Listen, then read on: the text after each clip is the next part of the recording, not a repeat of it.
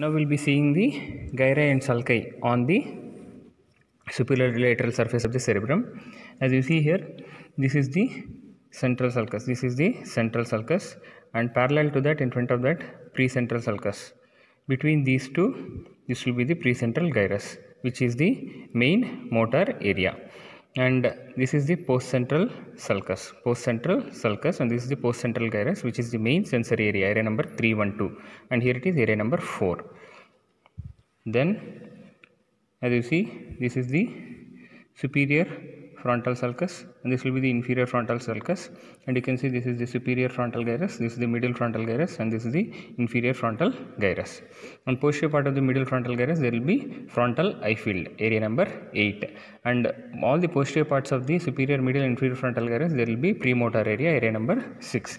And as you see here, so the stem of the lateral sulcus divides into 3 rami: anterior horizontal rami, then ascending ramus, and posterior ramus. The area below the anterior horizontal ramus is called as the pars orbitalis. Between horizontal and ascending ramus is the pars triangularis. Behind the ascending ramus is the pars opercularis.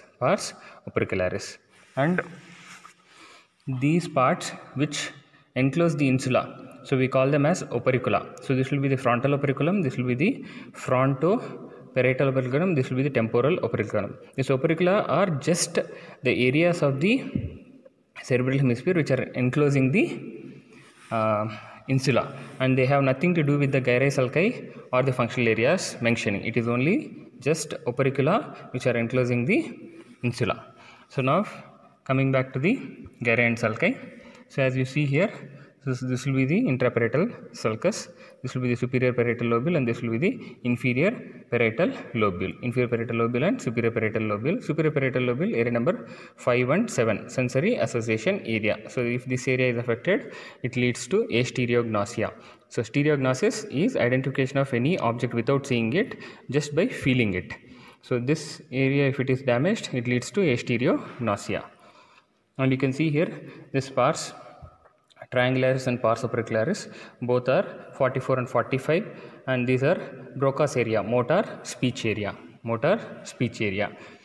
And then if you trace this posterior ramus of the lateral sulcus up, the upper end or the posterior end of this posterior ramus will be